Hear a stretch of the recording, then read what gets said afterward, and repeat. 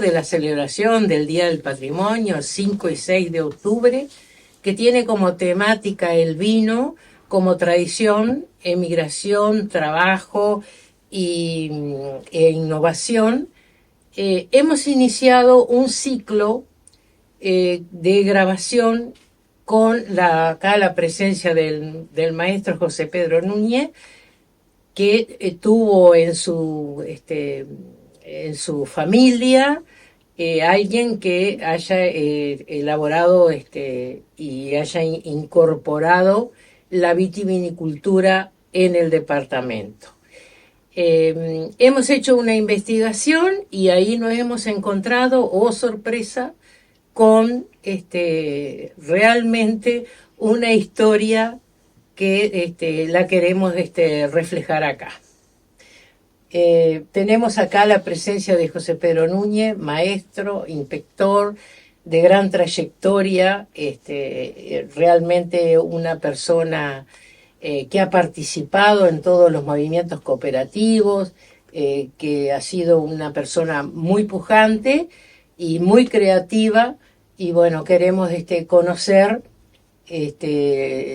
tus padres, por ejemplo, de dónde procedieron y de dónde tienen esa tradición de vitivinicultores. Bueno, antes que nada, gracias por la invitación en este tema en el que no tengo más que un poco de experiencia. Sí. Mi padre era portugués y anduvo bastante más que yo, sí. Que anduve 10 años viajando, sí. Porque trabajé en Naciones Unidas. Él anduvo en 3 continentes. En el continente europeo nació en una de las zonas más pobres de Portugal, en una época que los países europeos eran bastante más pobres que nosotros, obviamente, porque estamos hablando de la época de la Primera Guerra Mundial de 1914. A mi padre le tocó pelear en la guerra en Portugal y en Francia, en la zona de los Pirineos. Después o antes, no tengo bien claro eso, anduvo en África, en las posesiones portuguesas de África, Angola y Mozambique, porque en esa época eran colonias y el ejército portugués cumplía funciones por allá.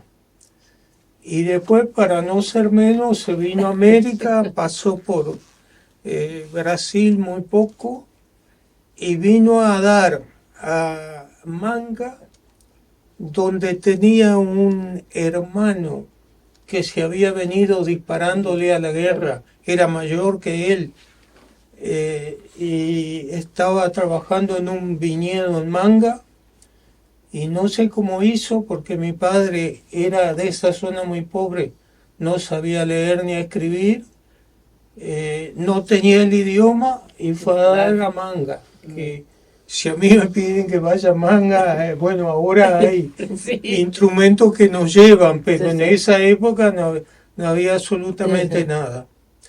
Era una persona bastante trabajadora y le gustaba mucho probar cosas. Sí. ¿Cómo se llamaba tu padre? Mi padre es José. Y contame lo de los apellidos. Yo le decía a Amalia que en Portugal y creo que en Brasil también, sí, va primero El apellido materno. el apellido materno. Mm. Yo debiera ser Martins, pero cuando me presentaron a mí, alguno Sí. miró los documentos Y dijo Núñez. y dijo Núñez, era en Ah. portugués. No. Entonces mi nombre ha cambiado bastante. Yo sería Martins, con ese al final, si hubiera sido inscrito en Portugal En Portugal y en Brasil. o en Brasil. Eso llama la atención aquí, ¿no? Y no sé cómo lo hicieron, porque cuando me presentaron a mí, el que me inscribió puso correctamente los documentos de acuerdo con los criterios de acá. Claro, claro. Hay algunos documentos que yo que por ejemplo él tiene documentos de cuando anduvo en la guerra. Bueno, este es un paréntesis. Y mi viejo era característica de los portugueses, o por lo menos de esa época, que lo que les gustaba a ellos era competir. Sí. Por ejemplo, agarraban una fila cada uno a carpir a ver cuál llegaba primero a la otra punta, Sí. bastante diferente de las costumbres que tenemos ¿Y nosotros. tu papá por qué vino a Trinidad? No sé por qué vino a dar acá. Él llegó Manga. a Manga, de ahí habrá estado unos días, no sé cómo vino a dar acá, y su primer lugar de trabajo fue la estancia La Olga, en la segunda, En la Tres Esquinas. ajá, donde lo tomaron como casero. Al casero le toca carnear, Sí. y bueno, y hacer quinta y Sí, todas sí, esas sí. cosas. Mi viejo contaba que las primeras ovejas las mató con un tiro porque no tenía idea cómo se hacía Cambiar. para carnear. Pero se ve que le fue bastante bien. Trabajó no sé cuánto tiempo ahí. Ahí se conoció Bien. con mi madre, que era una persona criada en esa zona. Se casaron y ¿Cómo se llamaba tu madre? María Eva Panzardo. Después vinieron a la ciudad y siempre haciendo quinta y viñedo. El primer lugar que trabajó fue una chacra de Puy, que estaba o donde está la cancha de Independiente, o pegadito, Sí. ahí en esa Sí, zona. Ahí lógicamente hizo ese Puy fue intendente local. Claro. Ahí hizo la quinta, el viñedo. Enseguida pasó al chalet de Malet, que es no sé si es de Chandi o de, Sí. bueno, todavía. Pancho López y Wilson Ferrer. Sí. Eso hizo lo mismo. Y ahí nací yo, en el chalet de Chandi. Y en esa época, al poquito tiempo, compró una chacra, una manzana. Sí. Es la penúltima manzana yendo hacia el este de Trinidad, que está a una cuadra antes de llegar a la cancha de La Pedrera, es decir, entre 18 de julio y Artigas. Ahí, Ferrer. No, Ferrer. Ferrer es la última. Sí. La otra calle. No. Alagia. Sí. ajá. Ahí había, según dicen, un monte de eucaliptus en la mitad y 2 habitaciones de esas antiguas, grandes. Y bueno, mi padre monteó eso, me imagino que con eso debe haber pagado en buena medida la manzana que compró, porque no creo que haya juntado mucha plata trabajando de las cosas que trabajó. Y al poco tiempo ya tenía una quinta en toda esa zona. Cuentan algunos que iban a ver al fútbol que los sorprendía un poco, porque donde había un monte a los 3 o 4 meses había quinta. Y bueno, ahí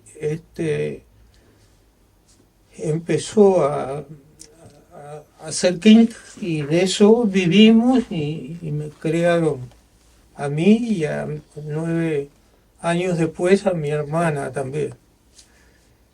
Y mi padre hacía canteros, yo calculo que de unos 4 metros de ancho por todo el largo de la manzana, salvo donde había la casa, el patio ahí, que los canteros eran un poco más cortos.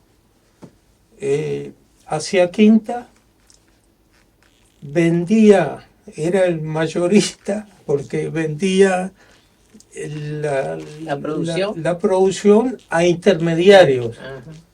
Entre los intermediarios, el más conocido de todo es el doctor Miranda, el padre de que conoce la gente más joven que está por aquí,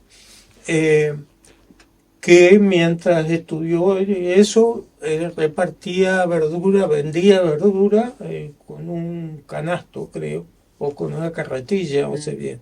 Y había otros, yo me acuerdo bien de un Sánchez que vivía cerca de la estación, que tenía un carrito y iba todos los días a buscar verdura y salía casa por casa a vender. En casa había una pileta de más o menos 1,5 metros de largo por unos 60 centímetros de ancho, donde se lavaba la zanahoria. Y ellos hacían atados de zanahoria de 50, con la vegetación. Con en esa época no era como ahora. Y bueno, esa pileta la llenaban un poco más de la mitad todos los días de atado de 50 zanahorias. Imagínense el trabajo a mano, donde trabajaban parejo mi padre y mi madre. Bueno, con eso nos criaron. ¿Solo zanahoria producían? ¿Solo zanahoria? No, todo tipo de verdura. Pero vamos a la línea, que es lo que les interesa a ustedes. Bueno, el sueño de mi viejo era tener lo que tenía en Portugal, que era un viñedito para la casa. ¿Tus abuelos tenían viñedo en Portugal? Sí, porque era de esa zona, es de lo que trabajaban. Entonces, en el borde de cada uno de esos canteros de 4 metros de ancho, hizo una fila de viña, una espaldera, es decir, ese alambradito de 3 o 4 hilos donde se ponen las plantas, donde se sostienen las plantas, y había canteros en toda la manzana. La mitad aproximadamente de los canteros tenían cada uno una fila de estas plantas de viña, y la otra mitad tenía el resto de los frutales. Había ciruelos, manzanas, cítricos de los que eran, y había entonces fruta de todos los tipos, y había el viñedito, que de a poco fue creciendo y junto conmigo. Seguro. Entonces a los 3 o 4 años míos ya se hacía algún viñito. ¿Qué variedades de uva tenía? Bueno, la fundamental era la frutilla, porque es bastante más rústica. Había una que se llamaba Picapol, no la he oído más. Sí. Había otras plantas de uva blanca, no sé qué nombre podían tener, y había algo de moscatel. El moscatel es mucho más dedicada, el viejo las cortó todas y las injertó con frutilla, que es más rústica, y quedó alguna moscatel para la casa, pero no para hacer vino. Pienso que en esa época no debe haber sido fácil conseguir variedades. No. Pero ya podía manejar la cepa Tanat. No sé. No, yo no. Porque estaba ya limitada al norte, ¿no? No le oí. Mira que estamos hablando un siglo atrás, yo no sé Sí, pero si ya, puede ser sí que haya habido acá. Estamos hablando poco después del año 14 de la guerra, sí. Así que 110 años atrás, más o menos, 100 años atrás por lo menos. Sí. Bueno, ahí se hicieron las filas. Yo lo recuerdo que tengo ya del viñedo de haber tenido 8 o 10 años. Una de las cosas que la he contado en otro lado a pedido de otra maestra es las mangas de langosta que venían en aquella época. Yo era escolar, esas mangas de langosta arrastraban con todo. Frente a mi casa había un ranchito, y de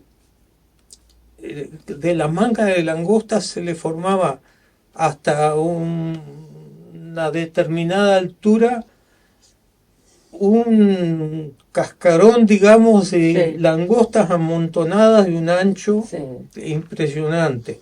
Y paraba en los árboles y las ramas se caían, se quebraban con el peso de las langostas. En esa época, para combatirlas, se usaba un soplete, un lanzallamas,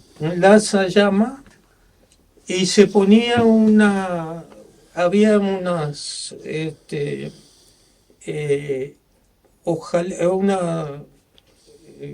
chapas de hojalata de unos 30 centímetros que la langosta pone en el suelo, nace, primero se le llama mosquita, después saltona, porque todavía no tiene las alas desarrolladas. Entonces la saltona se amontonaba ahí contra esas chapas y ahí se las quemaba.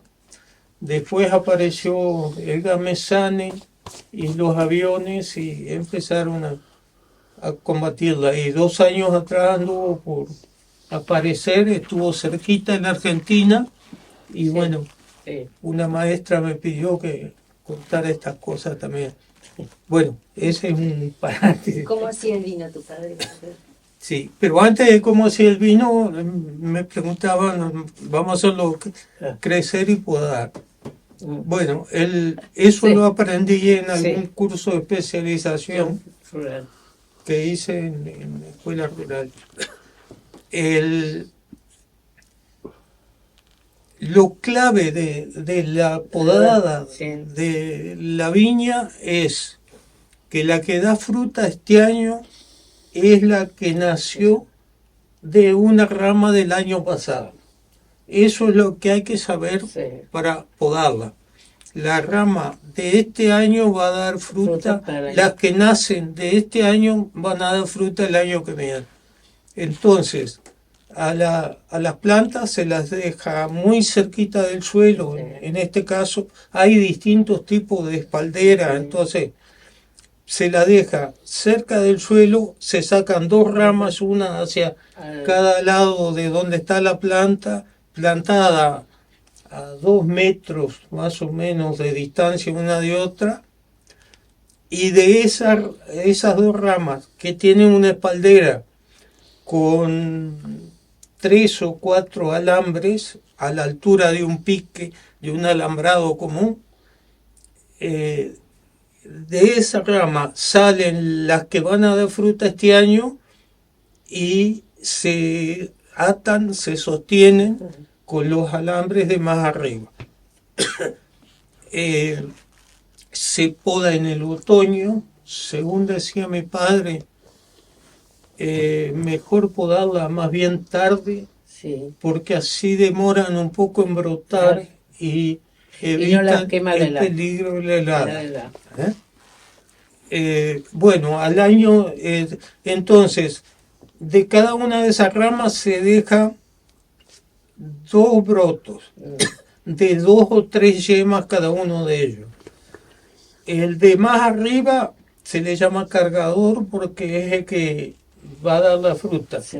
Y el de más abajo se le llama reemplazo porque es el que va a dar las 2 ramas para el año Sí. siguiente. Eso se hace todos los años. La vid es de hoja caduca, de manera que en esta época no tiene. Ahora están empezando a mover las yemas, y eso es un poco cómo se hace el vino. Sí. Bueno, la uva se muele de distintas formas. Las primeras las pisábamos con bota. Sí. Después hay pequeñas máquinas de las que va a haber una ahí La muestra. en la muestra, porque seguimos haciendo vino con mi cuñado todavía todos los años un poquito. La máquina tiene dos rodillos que pasan muy cerca uno de otro, con una manija que uno va dando vuelta, con 2 engranajes, mueve los 2 rodillos. Entonces, al pasar los racimos de uva entre 2 rodillos, uno de ellos por lo menos tiene que ser dentado para que empuje la uva hacia abajo, revienta la uva y va cayendo a un tanque o donde se tenga para hacerlo. La misma uva tiene fermentos que, según el grado de madurez, el calor que hace en esa época, y incluso el estado del tiempo, si ha llovido mucho o poco o demás, con esos bacilos que tiene la uva, fermenta y hace lo que nosotros llamamos hierve. Es decir, primero hay que dejarle un 40 centímetros por lo menos al tanque, porque al hervir sube. Y eso que le llamamos hervir es que empieza a hacer gorgoritos. Entonces, eso depende entre 3 y 5 días, según la madurez y el estado del tiempo y demás.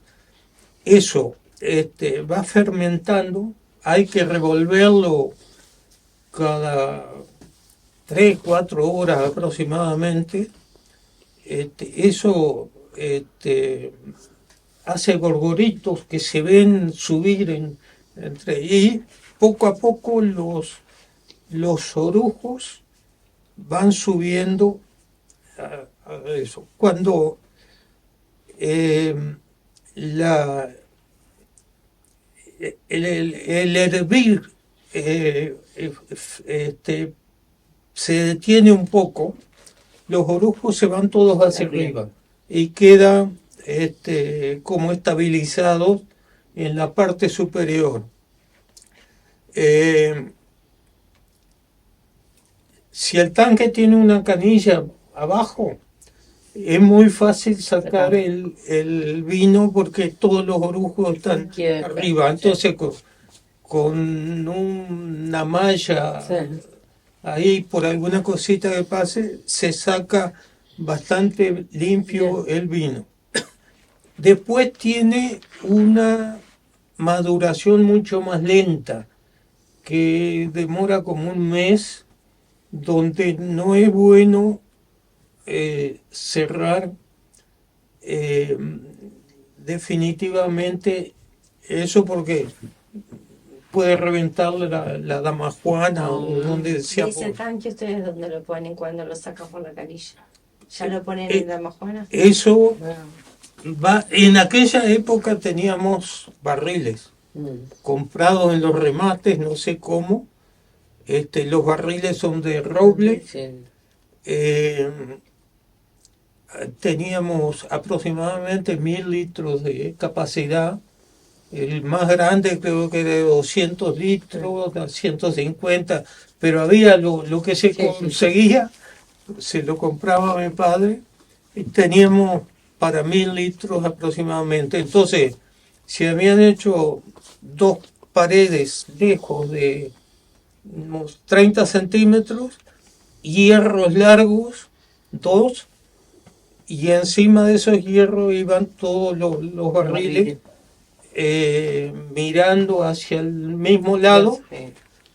Los barriles tienen un agujerito abajo donde iba la canilla de madera, de las que hay alguna ahí. Esas canillas de madera se meten, el barril abajo se tapa con un corcho a presión.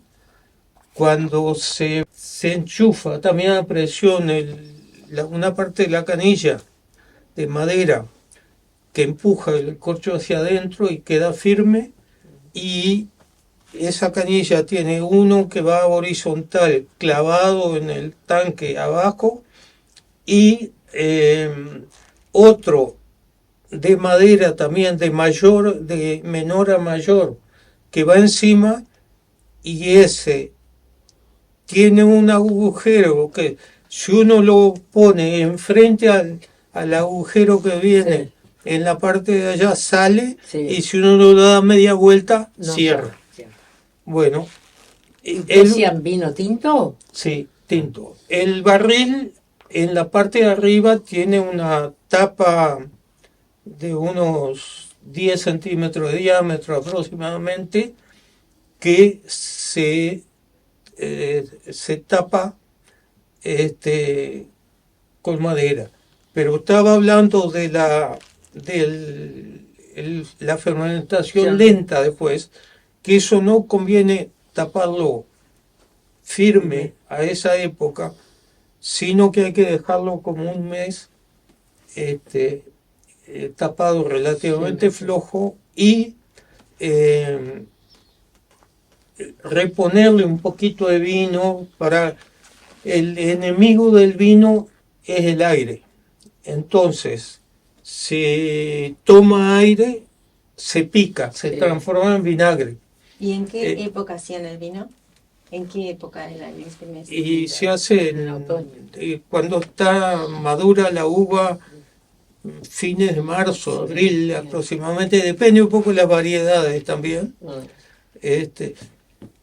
Y si se guarda ahora, por ejemplo, que hacemos 150 litros, se guarda solo en damajuanas.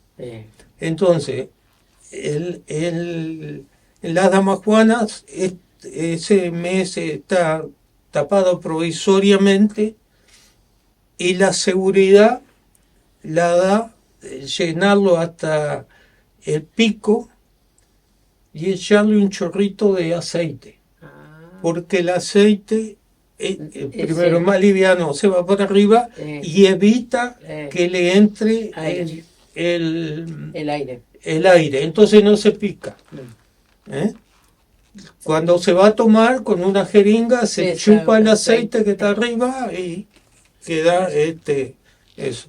Y al barril, son cosas que le interesan y que la gente no sabe. Sí. Al barril hay que curarlo. Ajá. Entonces se lava todo lo mejor que se puede, pero mi viejo derretía azufre Sí. en y lo ponía derretido en un trozo de arpillera. Eso lo ponía colgado con un alambrecito adentro del barril, vacío obviamente, y lo prendía a fuego. Entonces esa mecha de azufre arde hasta que se le termina el oxígeno, Sí. y lo cura, es decir, los vapores de azufre curan el barril. Bueno, ese era el tratamiento antes de llenarlo de vino. Y cuando, para evitar eso del aire que yo le decía, en la tapa del barril se le ponía un poco de grasa ahí, de tal manera que no le entrara de ninguna manera El aire. Yo creo que el vino nuestro y diría que casi todos estos vinos familiares que se hacen no son de una calidad que compita con los buenos vinos que tenemos en el Uruguay. En el Uruguay. Pero el placer de hacerlo y de beber un vino hecho por uno, sí, compensa todo lo que pueda tener de poca calidad en ese tipo de cosas. Bueno. ¿Y otro producto aparte del vino? Bueno, eso lo hicimos solo una vez. El orujo, me faltó eso. Después que se sacó todo el vino por la canilla de abajo del barril, sí, el orujo queda. Nosotros teníamos una prensa que es un cilindro más o menos de esta altura, y el espacio que hacen mis brazos, sí, que no salen las palabras, pero lo pueden ver después, un cilindro de palitos muy cerca uno de otro que dejaban un espacio de 5 milímetros más o menos entre ellos, sostenidos por aros de hierro arriba y abajo. Tenían un piso con una canaletita que corría el poco vino que se le sacaba al orujo para un balde que se ponía abajo, y arriba tenía una tapa con un tornillo que a medida que uno lo daba vuelta iba presionando los orujos. Entonces se le sacaba todo el jugo que se podía a eso. Y queda el orujo con la semilla y los palitos del racimo. Lo que pregunta Amalia es que ese orujo calentado con algo que recoja el vapor que sale de ahí, que es un alambique, en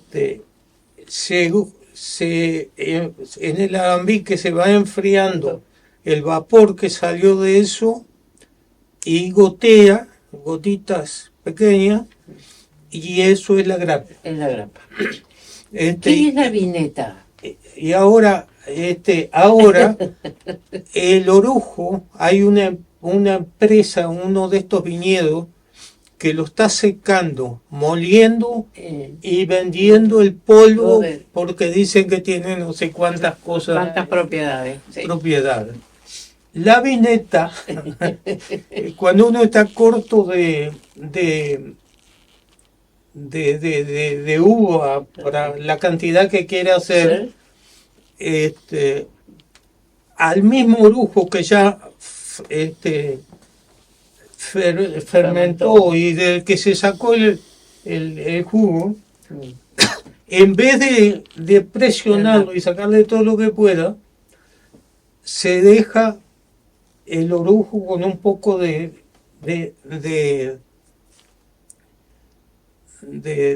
jugo, digamos. Si hay un poquito de uva que no se molió antes, se le agrega otro poquito. Si no se puede hacer solo, se le agrega azúcar y se hace fermentar de nuevo. Es decir, la primera fermentación fue exclusivamente con jugo de uva. La segunda fermentación es agua, el orujo y azúcar. No sé si hay termómetros para medir la graduación, pero más o menos se decía que no sé en cuánto un kilo de azúcar agregaba X cantidad de... Nunca lo medimos, no sé si... Pero sí, siempre aprovechamos, ahora que solo tenemos uva de parral, se hace un vino y después una vineta, que es esa segunda fermentación. Para darle graduación alcohólica se le agrega... Tiene mayor alcohol, ¿no? Depende de la cantidad que le pongas. Se puede regular. Sí. Yo estoy con idea de comprar un aparatito de eso para medirlo. Bueno. ¿Y tu hijo Gustavo sigue haciendo vino? ¿Sigue No, mi hijo no es del vino, pero mi cuñado sí. El esposo de mi hermana, la poca uva que tenemos en los parrales, se hacen 150 litros más o menos. Y siempre lo consumieron. Tu papá nunca vendió de los 1000 litros, nunca vendió. No, yo no recuerdo que haya vendido, pero sí, a cuánta gente iba a casa, la invitaban con un vasito de vino, era lo típico de ellos. Además, él todos los días con la comida tomaba su vino. En una época, creo que lo puse en eso escrito, en la época de la frutilla, durante todos estos meses de ahora para adelante, el postre era siempre frutilla con un poquito de vino y un poquito de azúcar, ¿no? Meses, el mismo vino. José Pedro, ¿y vos probaste el vino de la bodega de Muret? No. ¿De los vinos de acá? Sí. No. El que andaba en esa cosa era mi padre, que le podaba buena parte de la gente. Y bueno, y todos los que tomaban vino tenían su intercambio. Nosotros agarramos el vino después con mi cuñado, un poco por la tradición, claro. Porque esa manzana donde yo me crié, bueno, yo conté por ahí que después mi padre pasó a trabajar después al aire libre, pero esa manzana donde yo me crié, luego se vendió por razones de edad de mis padres y todo eso, que el Club Independiente compró como 8 o 9 solares que daban a la calle Artigas, y debe haber gente que esos solares eran para los jugadores, ¿no? Porque como salió, cuando nosotros estábamos en el exterior, salió que habían cambiado un jugador por 3 o 4 solares, 3 o 4 novillos, ¿no? Bueno, en esa época parece que a los jugadores, yo qué sé, bueno, no sé qué cosa tenían, tenemos que investigar a la gente le daban un solar. Hasta hace unos 10 años andábamos todavía con problemas porque eso se escrituró a nombre de independiente, pero no a nombre de no se regularizó. Y algunos que querían regularizar. Sí, anduvimos nosotros haciendo alguna de esas cosas.